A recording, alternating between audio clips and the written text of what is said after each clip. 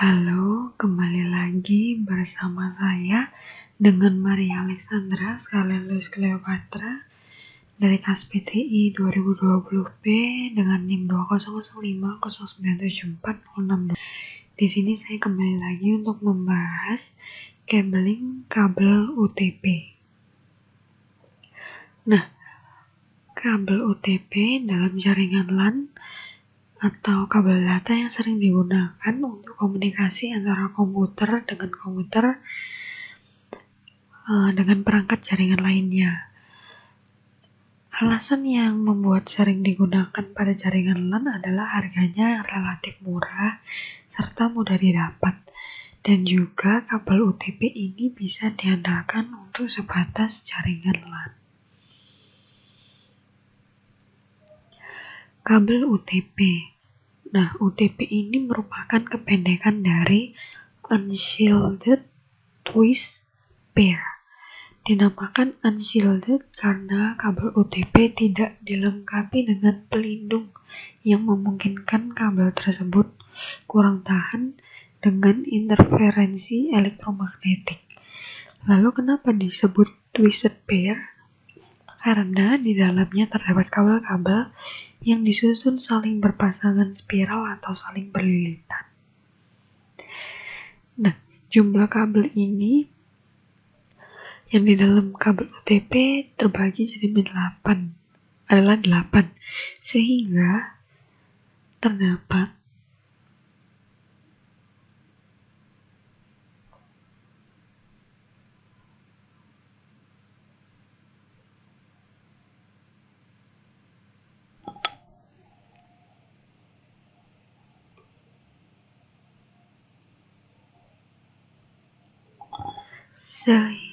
jumlah kabel ini adalah 8, sehingga terdapat 4 pasang kabel yang saling berlilitan. Fungsi dari lilitan ini adalah sebagai eliminasi dan induksi kebocoran. Dari 8 buah kabel yang ada, yang digunakan untuk pengiriman dan penerimaan data hanya 4 saja atau 2 pasang. Nah, di sini ada tipe kabel UTP, ada kabel UTP kategori 1, yaitu kabel ini mentransmisikan data dengan kecepatan rendah. Biasanya digunakan untuk komunikasi telepon dan juga menghubungkan modem dengan line telepon. Yang kedua ada kabel UTP kategori 2, yaitu mampu mentransmisikan data dengan kecepatan transfer mencapai 4 Mbps. Kabel UTP kategori 2 ini sering digunakan untuk topologi token ring. Nah, untuk kabel UTP kategori 3 mampu mentransmisikan data dengan kecepatan transfer mencapai 10 Mbps. Lalu ada kabel UTP kategori 4 yang mampu mentransmisikan data dengan kecepatan transfer mencapai 16 Mbps. Yang kelima, mampu mentransmisikan dengan data dengan kecepatan transfer mencapai 100 Mbps. Dan yang keenam ada kabel UTP kategori 5E atau EnSense, mampu mentransmisikan data dengan kecepatan transfer mencapai 1000 Mbps dengan frekuensi 100 MHz. Nah, ini harusnya yang ke-7 dan ke-8, hanya saja saya salah tulis. Kabel UTP kategori 6 yang mampu mentransmisikan data dengan kecepatan transfer mencapai 1000 Mbps dengan frekuensi 200 MHz. Dan yang terakhir ada kabel UTP kategori 7 yang mampu mentransmisikan data dengan kecepatan transfer mencapai 1000 Mbps dengan frekuensi 400 MHz.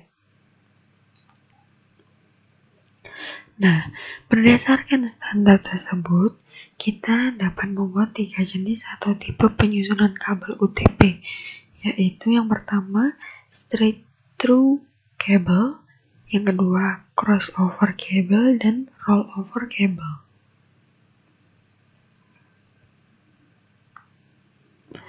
Nah, ini yang pertama, straight through cable.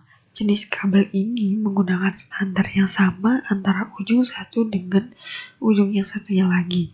Jika pada ujung pertama susunan yang kita pakai adalah EIA garis miring TIA 568A, maka pada ujung yang kedua kita menggunakan susunan yang sama pula, yaitu EIA.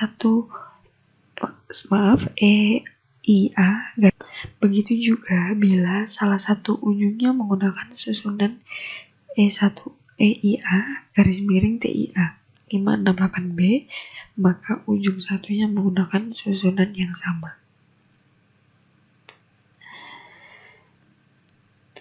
Nah, yang kedua ada crossover cable.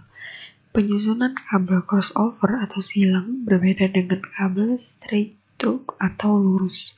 Jika pada ujung satu menggunakan standar EIA garis miring TIA 568A, maka pada ujung kedua harus menggunakan standar EIA garis miring TIA 568B.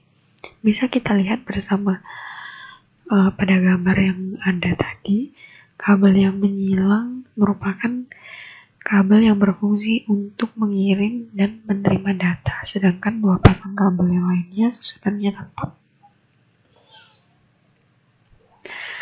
Rollover cable. Nah, pada sistem CISCO